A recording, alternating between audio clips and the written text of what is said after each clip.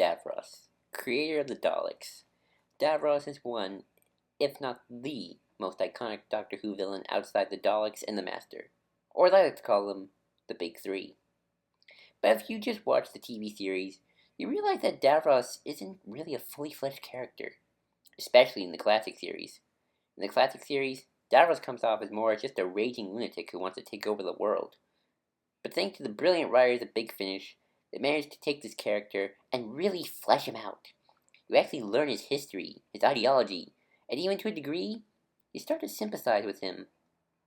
The first story to really tackle this issue is the audio drama simply known as Davros. What is the story?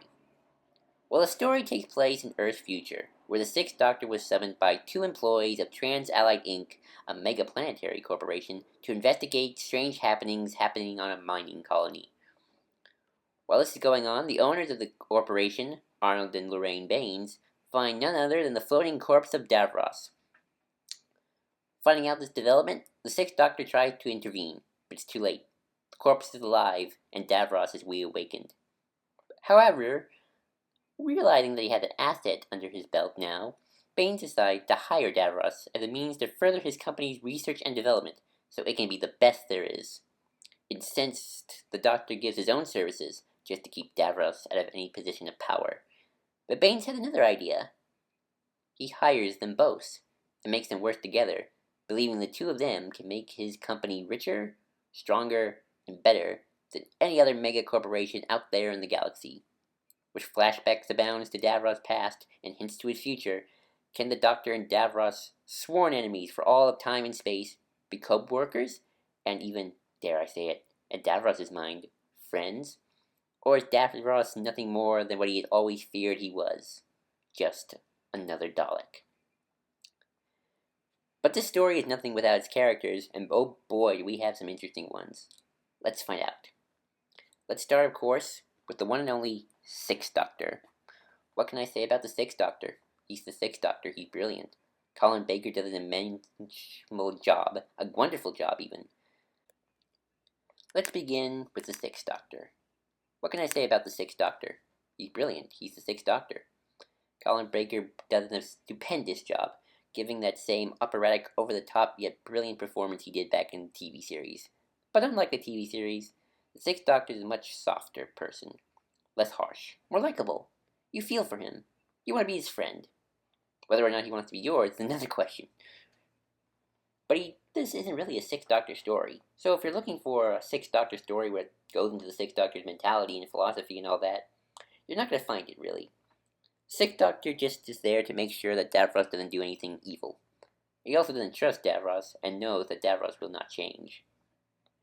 Because in the end of the day, he's Davros.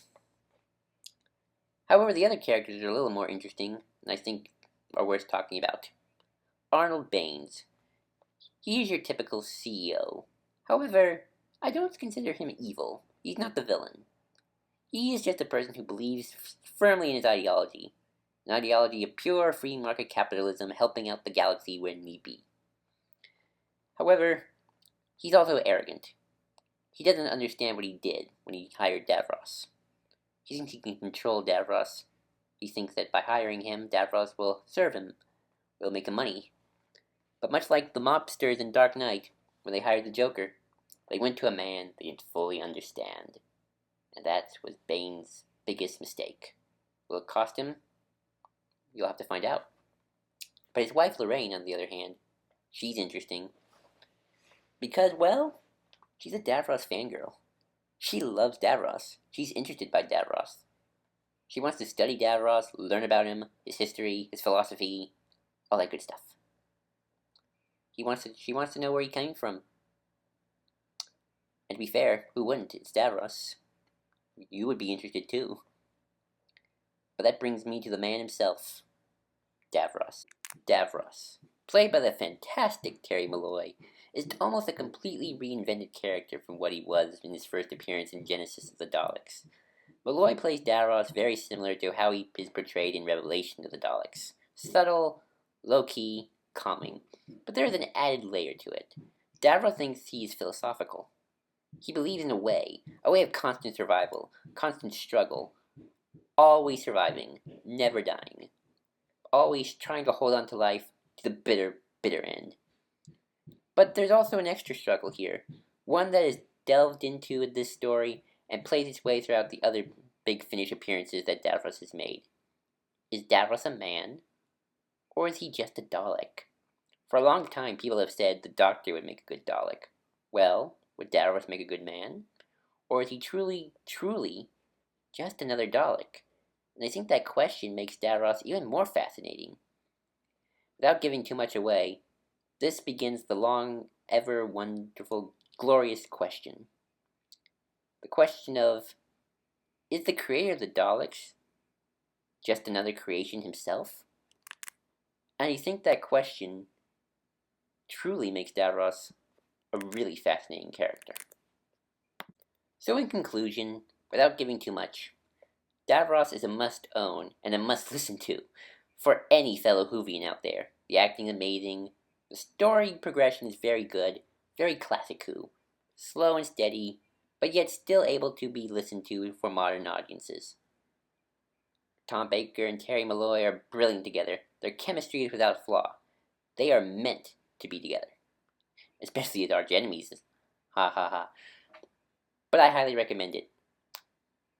And I think this is a perfect story and a must-own for anyone who loves Doctor Who.